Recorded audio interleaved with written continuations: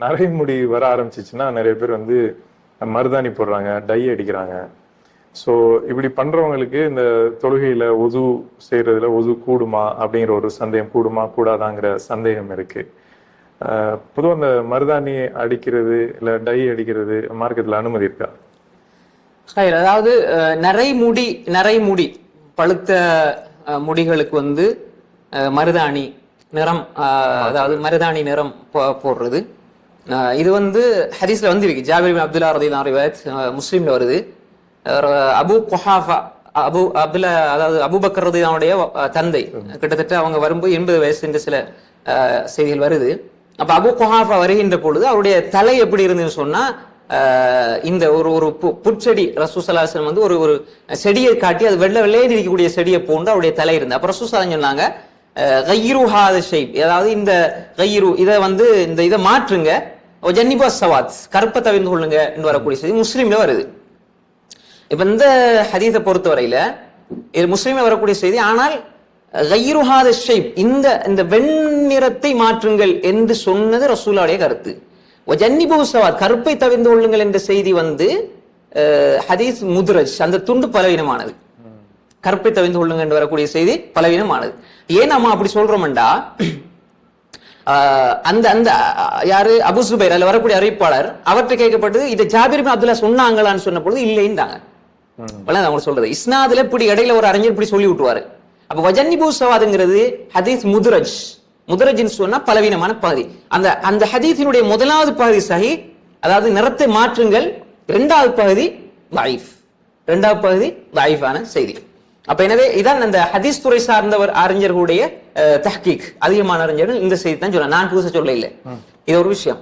அப்ப எனவே இந்த ஹதீஸ் ஒன்று இருக்கிறது, ஜாபிர் பின் அப்துல்லா ரலியல்லாஹு அன்ஹு. இன்னொரு ஹதீஸ் வருது அபூதாவுதுல, அப்துல்லா பின் அப்பாஸ் ரலியல்லாஹு அன்ஹு செய்தி, ரலியல்லாஹு அன்ஹு ரிவாயத். அதாவது ரசூல் ஸல்லல்லாஹு அலைஹி வஸல்லம் பின்னால ஒரு சமூகம், யகூனன்ன அக்வாம், எனது உம்மத்துல பின்னால ஒரு சமூகம் வரும், அவர்களுடைய யக்திபூன லுஹாஹும், அவருடைய தாடிகளுக்கு அவருடைய முடிகளுக்கு வந்து என்ன செய்வாங்கடா, அந்த கருப்பை கொண்டு நிறம் பூசுவார்கள். எப்படின்னு சொன்னா கஹவாசிலில், அதாவது பறவை இருக்கிற ஹமாம், புறா, அதனுடைய கழுத்து நெஞ்சு பகுதியில் இருக்கக்கூடிய கருப்பை போன்று, பெரும்பாலும் அந்த கருப்பு பகுதி நெஞ்சில் இருக்கக்கூடிய அந்த கழுத்தில் இருக்கக்கூடிய அந்த கருத்து இந்த பகுதியில் இருக்கக்கூடிய சுதூர் நெஞ்சு பகுதியில் இருக்கக்கூடிய கருப்பை போன்று அவருடைய முடியெல்லாம் இருக்கும் சொல்லி வரக்கூடிய செய்தி. முதலாவது இந்த ஹதீஸ் அபூதாவுல வருது. இந்த ஹதீஸ் வந்து லைஃபான ஹதீஸ் தானே. ஆனால் ஒருவேளை இப்ப ஒரு அல்பானி ரஹ்மத்துல்லாஹி, ஒரு சில அறிஞர்கள் இது சஹீஹ்னு சொல்றாங்க, ஆனா அந்த ஹதீஸ் வந்து பலவீனமான ஹதீஸ். ஒருவேளை சஹீஹா இருந்தாலும் இந்த செய்தியினால வந்து இப்படி செய்யக்கூடியவர்கள் லா யுரிஹூன ராஹியத்துல் ஜன்னah, சொர்க்கத்தினுடைய வாடை நுகர மாட்டார்கள் என்று சொல்ற இது வந்து இது ஹராம் என்ற அர்த்தத்துல அல்ல, இது ஒரு அடையாளமாக சொல்லப்படுது. உதாரணமா வந்து பிற்காலத்துல வந்து சில மனிதர்கள் தோன்றுவார்கள், அவர்கள் சாட்சி கேட்கப்பட மாட்டார்கள், ஆனா சாட்சி சொல்லுவார்கள், அவர்களிடத்துல தொந்தி உள்ள நிலை வரும்.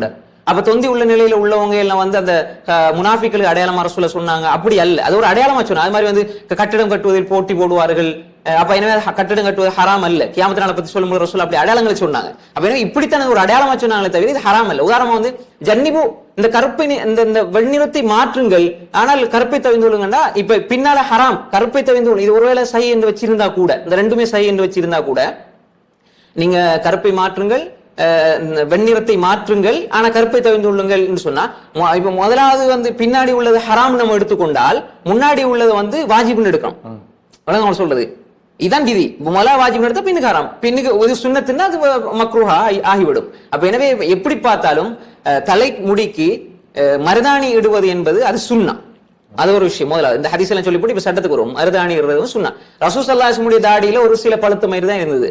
அனஸ் பின் மாலிக் ரலியல்லாஹு அன்ஹு புகாரில வருது, அதாவது 20 சொச்சம் பழுத்த மயிர்கள் இருந்தது. அப்ப எனவே ரசூல் அப்படி இருந்தும் கூட என்ன செஞ்சாங்க, மருதாணி இட்டு இருக்கிறார்கள். அப்ப ஒரு சில முடிகள் வந்தா கூட மருதாணி இடலாம். அது மாதிரி ஹின்னா கத்தும் சொன்னாலும் கருப்புக்கு ஒரு வாசியான, கருப்பு நெருக்கமான ஒரு சாயம் பூசுற மாதிரி ஒரு மருதாணியை போடலாம். அதை ரசூலுல்லாஹ் பாவிச்சிருக்கிறாங்க. அதாவது ஹின்னா அது மாதிரி கத்தும் ரசூலுல்லாஹ் சொல்லியிருக்காங்க, சுன்னா. இது ஒரு விஷயம். அப்ப இப்ப இந்த இடத்துல கருப்பல்லாத நிறங்கள் பூசுறதுக்கு நேரடியான ஹதீஸ்ல தடைகள் வரவில்லை. வரக்கூடிய 2 ஆதாரம் பலவீனமானது. எனவே அறிஞருடைய கருத்துப்படி கருப்பு பாவிக்கலாம். உதாரணமாக சொல்றதா இருந்தா 3 கருத்து இருக்கிறது. மக்ரூஹ்னு சொல்லக்கூடியவங்க இருக்கிறாங்க, மாலிக் மதபை சார்ந்தவங்க. ஹனாபிலாக்கள் மக்ரூஹ் வெறுக்கத்தக்கதுன்னு சொல்றாங்க கருப்பு பயன்படுத்துறது. அது மாதிரி வந்து ஷாஃபியாக்கள் ஹராம்னு சொல்றாங்க. மூன்றாவது கருத்து ஜாயிஸ். இது வந்து அஹ்னாஃபுடைய கருத்து, ஹனஃபியாக்கள் பொதுவாக சொல்லுவாங்க. ஹசன் ரலியல்லாஹு ஹுசைன் ரலியல்லாஹு அன்ஹு வந்து அவங்க வந்து கருப்பு நிறம் பூசி இருக்கிறார்கள் என்பதை இமாம் தபரானி முஅஜ்ஜம்ல பதிவு செய்திருக்கிறார்கள். இஸ்னாத் சஹீஹ். ஹசன் ஹுசைன் ரலியல்லாஹு அன்ஹு கருப்பு பூசி இருக்கிறாங்க. இப்னு கய்யிம் ரஹிமஹுல்லாஹ் ஜாதுல் மாதுல 9 சஹாபாக்கள் கருப்பு பூசி இருக்கிறாங்க என்பதை ஜாதுல் மாதுல இப்னு கய்யிம் ரஹிமஹுல்லாஹ் எழுதியிருக்காங்க. அப்ப எனவே எந்த ஒரு சஹாபியும் அதுக்கு மறுப்பு தெரிவிக்கல. இது ஒரு ஹராமா மக்ரூஹா இருந்தா சஹாபாக்கள் செஞ்சிருப்பாங்களா? செஞ்சிருக்க மாட்டாங்க. சனதெல்லாம் சரியானதாக வந்திருக்குது. அப்ப எனவே இது செஞ்சிருக்க மாட்டாங்க. அப்ப எனவே அந்த அடிப்படையில் இது ஒரு ஹராமான ஒரு விஷயமா சஹாபாக்களோட காலத்துல இருக்க இல்லை.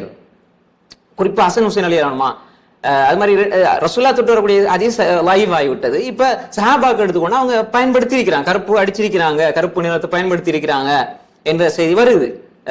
அதே மாதிரி வந்து இப்னு கய்யிம் ரஹிமஹுல்லாஹ் இதை சொன்னோம். அதே மாதிரி வந்து சில அஸர்கள் வருது. சாத் பின் அபி வக்காஸ், முகீரத் பின் ஷுபா, உக்பத் பின் ஆமிர், உஸ்மான் ரலியல்லாஹு அன்ஹு, உமர் இப்படி வருது. ஆனால் சின்ன சின்ன பலவீனங்கள் இருந்தாலும் இதனுடைய ஒட்டுமொத்தத்தை பார்க்கும்பொழுது இதுல ஒன்று அசல் இருக்கிறது என்பதை நம்ம பார்த்துக்கொள்ளலாம். அது அல்லாம ஹசன் ஹுசைன் ரலியல்லாஹு அன்ஹுடைய செய்தி வந்து முஅஜ்ஜம் தபரானியில் வரக்கூடியது சரியானதுதான்.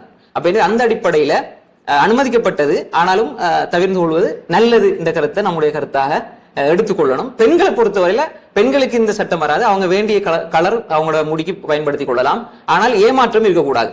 ஒரு ஏமாற்றம், கிளவி வந்து கருப்பு நிறத்தை அடிச்சுக்கிட்டு அந்த மாதிரி ஏமாற்றம் இல்லாம தந்த கணவனுக்கு அழகுக்காக வேண்டிய நிறத்தை பயன்படுத்திக் கொள்ளலாம் என்பதுதான் சரியான கருத்து. பெண்களுக்கு, ஆண்களுக்கு தான் இந்த தடை வரும். எனவே வந்து இந்த மாதிரி நிறங்கள் பூசின பொழுது நம்ம பார்த்துக் கொள்ளணும். தண்ணி முடிக்குள்ள போற தடுக்கக்கூடியதாக இருந்தால் அதை தவிர்த்து கொள்ளணும். மருதாணி எல்லாம் அப்படி அல்ல, அதெல்லாம் பிரச்சனை இல்லை. அது ஒது செய்யறதுல தண்ணி போறத தடுக்கக்கூடியது அல்ல. அது மாதிரி இப்போ உள்ள சாயங்கள், நிறங்கள் டய பொறுத்தவரையில வந்து அதுவும் வந்து தண்ணி போறதுக்கு தடையாக இருக்கக்கூடியது இல்லை. எனவே அந்த அடிப்படையில தான் இதை நம்ம பார்த்துக்கொள்ளணும்.